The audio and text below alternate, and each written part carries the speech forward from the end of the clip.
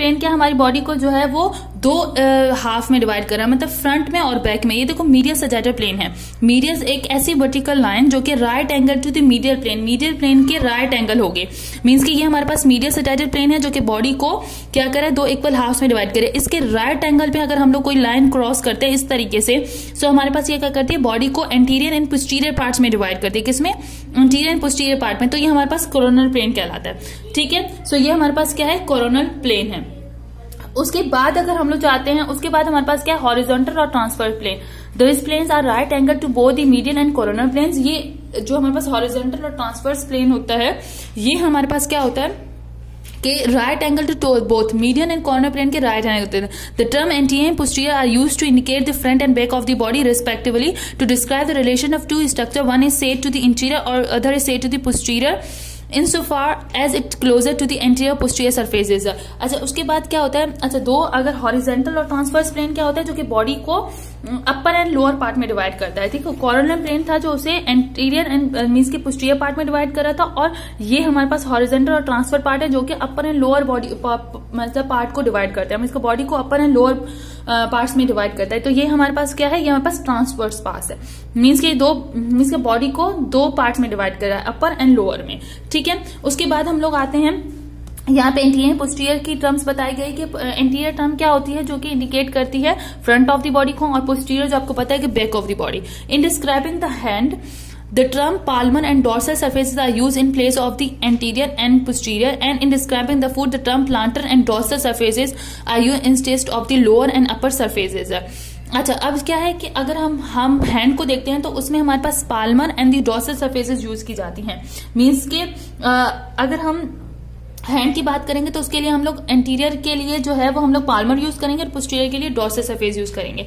इस तरीके से अगर हम लोग इसकी सरफेस किसकी बात करेंगे, अगर हम लोग उसकी बात करेंगे, फुट की बात करेंगे, तो dorsal surface of the foot जो है वो उसके एंटीरियर सरफेस के लिए यूज होगा, और पोस्टीरियर सरफेस के लिए कौन सा, Palmer surface of the foot use, planter surface of the foot use होगा। तो ये टर्मिनोलॉजी इस तरीके से होता है। उसके बाद क्या है, the term proximal and distal describe the relative distance from the roots of the limbs. For example, the arm is proximal to the forearm and the hand is distal to the forearm. इसी तरीके से proximal and distal term use की जाएंगे। Proximal का होता है कि जो ओरिजिन से बिल्कुल करीब हो, तो वो प्रोक्सिमल कहलाता है, और वो चीज जो कि ओरिजिन से दूर हो उसे हम लोग डिस्टल्स कहते हैं। फॉर एग्जाम्पल, अगर हम आर्म की यहाँ पे जो है एग्जाम्पल इन्होंने आर्म की ली है। ठीक है, आर्म जो है वो प्रोक्सिमल है टू दी फोरआर्म से, आर्म जो है वो फोरआर्म से क्या है, प्रोक्सिमल है, मीन्स के उसके बिल्कुल करीब है। लेकिन जो आर्म से लेकिन जो हैंड है वो आर्म से डिस्टल्स पे है, वो क्या है, उससे दूर है। ठीक है, सो ये हमारे पास टर्म है। The term superficial and deep donates the relative terms. अच्छा, the terms superficial and deep denotes the relative distance of a structure from the surface of the body, and the term superior and inferior denotes levels relatively high or low with reference to the upper and lower ends of body।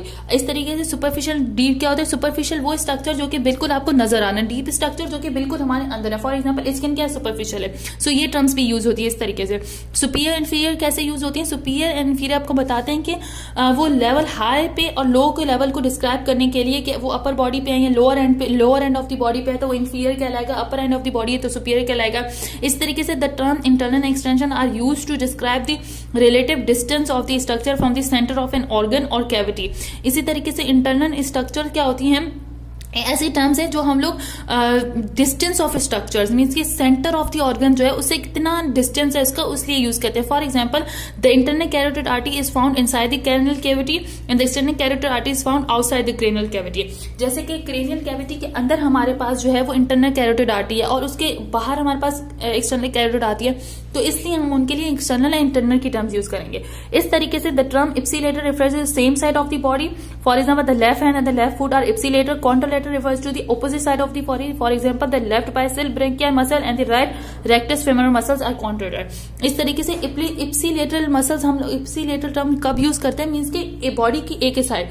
For example, left body है, body का left side है तो उसका left hand and left जो है foot जो है हमारे पास लेफ्ट हमारे पास अगर हम लोग लेफ्ट लेग की बात कर रहे हैं और लेफ्ट फुट की बात करें और हैंड की बात कर लें तो वो हमारे पास इप्सिलेटर स्ट्रक्चर्स हैं। इस तरीके से अगर हम लोग for example left bicep branchia muscle लें और राइट का रेक्टस फेमोरस मसल लें, या सिंपल कर देते हैं कि हम बात करें कि राइट का हमारे पास जो है वो राइट का हमारे पास हैंड है और लेफ्ट की हम लेग की बात करें या फुट की बात करें तो वो कॉन्ट्रेक्टर स्ट्रक्चर्स है, मींस ऑपोजिट साइड के।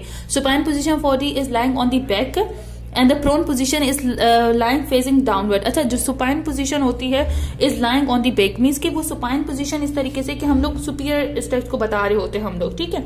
एंड द प्रोन पोजीशन जो होती है फेजेस वो डाउनवर्ड की तरफ होती है। तो सुपाइन एंड प्रोन के स्ट्रक्चर्स को भी हम लोग जो है वो डिस्कस करेंगे। सो ये टर्म्स हैं, ये टर्म्स किस तरीके से हैं। देखो, supine position of the body is lying on the bed, इसमें ये समझा रहा है कि अगर एक पर्सन जो ऐसे सोया हुआ होता है ना, तो देखो उसकी पीठ जो होती है वो बेड के साथ लग रही होती है, वो इसमें कि वो सुपाइन पोजीशन में। और उल्टा होकर अगर वो सोता है तो उसकी पीठ जो अपर जो है उसकी पीठ बिल्कुल उल्टी हो जाती है, ठीक है। प्रोन विद लाइंग और फेस उसका बिल्कुल डाउनवर्ड हो जाता है, तो उसे हम लोग प्रोन पोजीशन कहते हैं। देखो, ये सारी टर्म्स जो हैं वो उस इंट्रोडक्शन में मैंने पूरी डायग्राम्स के साथ डिस्कस की हैं, पूरी एग्जाम्पल के साथ पीपीटी के थ्रू, तो आपको वहां पे और ज्यादा अच्छे से समझ आ जाएंगे, ठीक है। यहाँ पे क्योंकि चैप्टर को मैंने कवर करना है, आपको बताना है कि कौन कौन सी टर्म्स हैं, कैसे कैसे एग्जाम्पल्स हैं, सारी चीजें, इन सबको मैंने डिस्क्रिप्शन बहुत ही अच्छे तरीके से वहां पे जो है वो डिस्कस किया है। सो आई होप ये लेक्चर आप लोगों के लिए भी इम्पोर्टेंट रहेगा, ठीक है। ये लेक्चर आपके लिए, अच्छा, डिस्क्रिप्शन में मैं फिर उस वीडियो की जो है वो लिंक भी दे दूंगी जिसके अंदर आपको ये सारी टर्म्स एंड प्लेन्स पोजीशन अच्छे से समझ आ जाएंगी, ठीक है। सो ये डायग्राम्स भी दी गई हैं, ये डायग्राम्स आप लोग देख लीजिएगा। इस डायग्राम में देखो, ये हमें बता रहा है कि ये मीडियन सजाइडल प्लेन है, ये इसके करीब ही है तो पैरामीडियन सजाइडल प्लेन है, ठीक है।